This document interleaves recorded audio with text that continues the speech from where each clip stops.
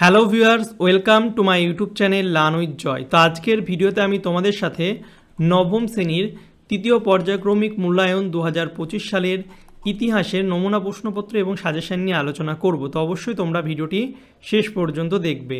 তোমাদের পরীক্ষা হবে 90 নম্বরের, সময় দেবে হচ্ছে 3 ঘন্টা 15 মিনিট। আর এই ভিডিওতে আমি নমুনা প্রশ্নপত্র সেট পুরো উত্তর সহ আলোচনা করব, আর যে প্রশ্নগুলো দেবো সেগুলো তোমরা ভালো করে পড়বে, কারণ এখান থেকে পরীক্ষা আসার সম্ভাবনা কিন্তু প্রবল। আর যারা এখনও ইউটিউব চ্যানেলটা সাবস্ক্রাইব করোনি, সাবস্ক্রাইব করে পাশের যে বেল আইকন আছে সেটা টিপে নোটিফিকেশানটাকে অল করে দেবে, তাহলে আমি যখনই নতুন নতুন ভিডিও ছাড়বো তোমাদের কাছে সবার প্রথম সেই ভিডিওর নোটিফিকেশান চলে যাবে।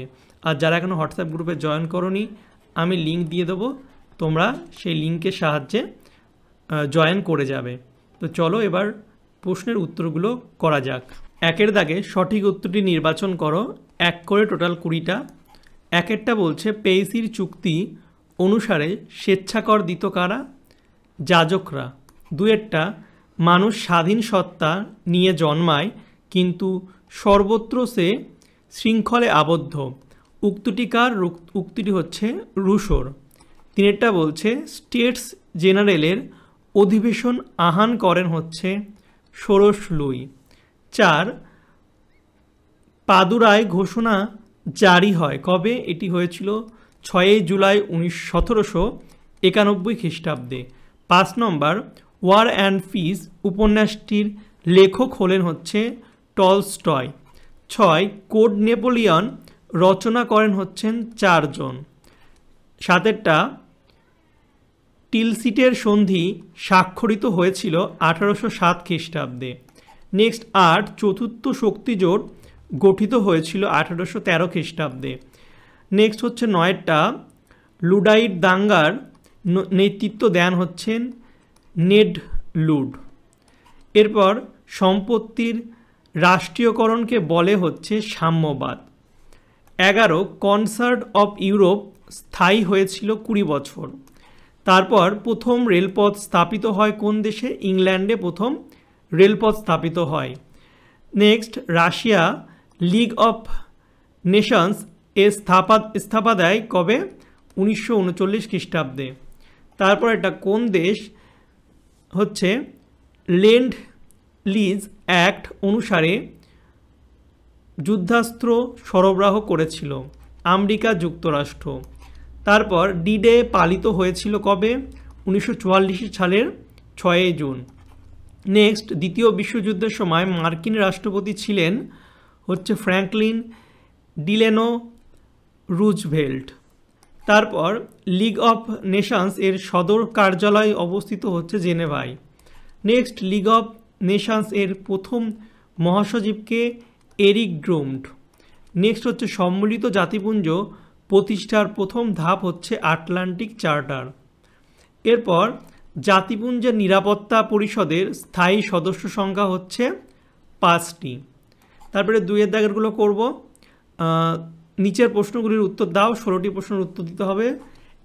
এর দাগে আছে 2-1 কথায় উত্তর দিতে হবে।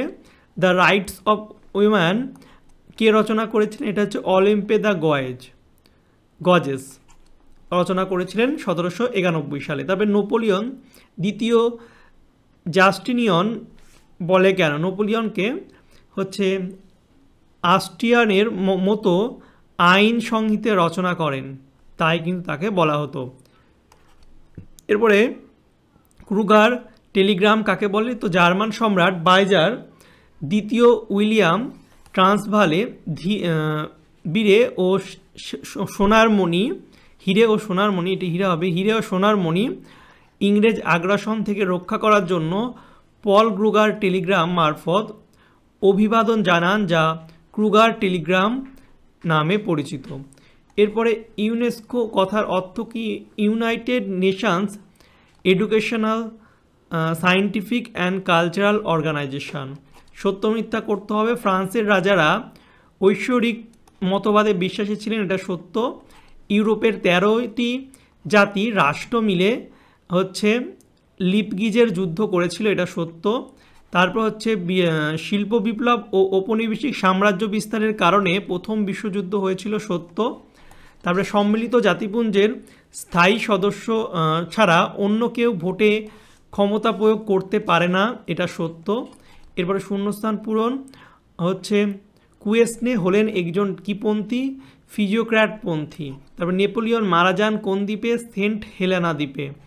1870 থেকে 1914 খ্রিস্টাব্দ পর্যন্ত সময়কে কী যুগ বলে? সশস্ত্র শান্তি যুগ। তারপরে জাতিসংঘের জনককে? Woodrow Wills. এরপরে স্তম্ভ মেলানো দেখে নাও, স্তম্ভ মেলানোর উত্তরটা এখানে করে দিয়েছি। একেরটা হবে বি, আর দুয়েরটা হবে এ, তিনেরটা হবে ডি, চারেরটা হবে সি। এরপরে নিচের বিবৃতিগুলির মধ্যে সঠিক বিবৃতির লেখো। দেখো বিবৃতি আছে, দেখো ফরাসি সম্রাট ষোড়শ লুই স্বৈরাচারী শাসক ছিলেন, তিনি মানুষের ওপর অত্যাচার করেছিলেন। আর বিবৃতি হচ্ছে নেপোলিয়নের বিরুদ্ধে ইউরোপের বহু দেশে তীব্র প্রতিক্রিয়া গড়ে ওঠে। ব্যাখ্যা কি? ফরাসি সাম্রাজ্য বিস্তারের মাধ্যমে তিনি বহু রাজবংশের অবসান ঘটিয়েছিলেন। তিনেরটা হচ্ছে শিল্প বিপ্লবের জন্য প্রথম বিশ্বযুদ্ধ অনিবার্য হয়ে ওঠে। ব্যাখ্যা হচ্ছে শিল্পের প্রয়োজনীয় কাঁচামাল সংগ্রহ ও শিল্পজাত পণ্য বিক্রির ঔপনিবেশিক বাজার দখলের লড়াই শুরু হয়েছিল। আর বিবৃতি হচ্ছে জাতিসংঘের চেয়ে জাতিপুঞ্জ অনেক বেশি শক্তিশালী। কারণ কি? ব্যাখ্যা হচ্ছে কারণ জাতিসংঘের চেয়ে জাতিপুঞ্জের অনেক বেশি সদস্য রাষ্ট্র রয়েছে। এরপরে তিনের দাগে তিনটি বাক্য উত্তর দিতে হবে, 11টি প্রশ্নে 2 করে। দার্শনিক ভলতেয়ার কী কারণে স্মরণীয়? উত্তরটা তোমরা দেখে নাও। এরপর হচ্ছে ফ্রান্সে কোন বিপ্লব রক্ষার আহ্বান করা হয়েছিল? আমি উত্তরগুলো তোমরা দেখিয়ে দিচ্ছি, তোমরা উত্তরগুলো দেখে নেবে। এরপরে কোড নেপোলিয়নের 2টি উদ্দেশ্য লেখো। তারপরে কোন সময়কালকে ফরাসি বিপ্লবের যুগ বলে? তারপরেরটা হচ্ছে পেনিনসুলার যুদ্ধের কুফল কী হয়েছিল? এরপরে চীন ব্যবচ্ছেদের ধারণা দাও। তারপরে সুয়েজ খালের গুরুত্ব কী?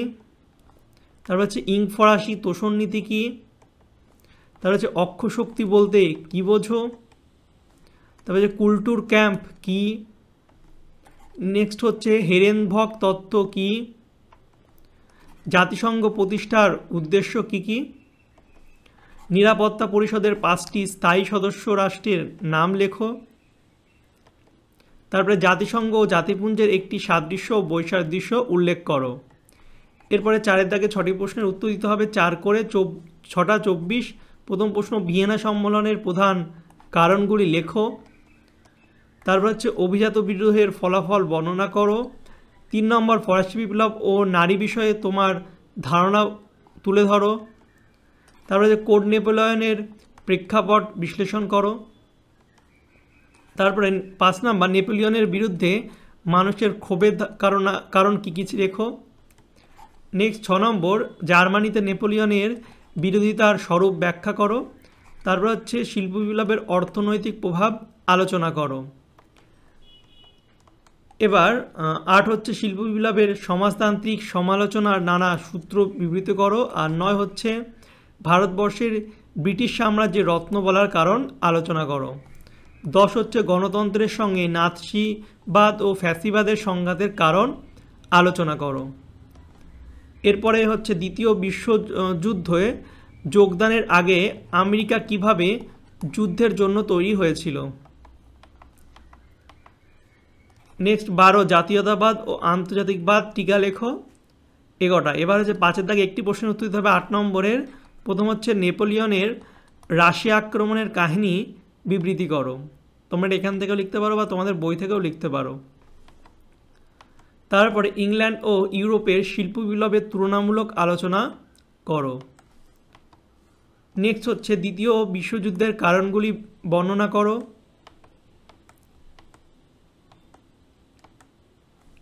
তো এই ছিল তোমাদের ক্লাস 9-এর 3rd ইউনিট টেস্ট 2025 সালের ইতিহাসের নমুনা প্রশ্নপত্র এবং সাজেশান। এই প্রশ্নগুলো তোমরা ভালো করে পড়বে, এখান থেকে কিন্তু তোমাদের পরীক্ষাতে প্রশ্ন আসবে। আর ভিডিওটা ভালো লাগে লাইক কমেন্ট শেয়ার করবে। চ্যানেল নতুন হলে চ্যানেলটিকে সাবস্ক্রাইব করে পাশের যে বেল আইকন আছে সেটা টিপে দেবে। আর যারা এখনও হোয়াটসঅ্যাপ আর টেলিগ্রাম চ্যানেলে যুক্ত হওনি, আমি ডিসক্রিপশন বক্সে লিঙ্ক দিয়ে দিচ্ছি, সেখান থেকে জয়েন করে যাবে। যারা পিডিএফটা কিনতে চাও, ডিসক্রিপশন বক্সে লিঙ্ক দেওয়া আছে, সেখান থেকে তোমরা পিডিএফটা কিনতে পারবে। এছাড়া আমাকে হোয়াটসঅ্যাপে এই ভিডিওটা স্ক্রিনশট দিয়ে বাই পিডিএফ কথাটি লিখবে, কিউআর কোড দিয়ে দেবো, সেখানে পেমেন্ট করলেই তোমাদের পিডিএফ দিয়ে দেবো। তো তোমাদের যেটা ভালো হবে সেটাই করবে। তো তো চলো বাই, দেখা হবে তোমাদের সঙ্গে পরের একটা ভিডিওতে। Thank you for watching my videos.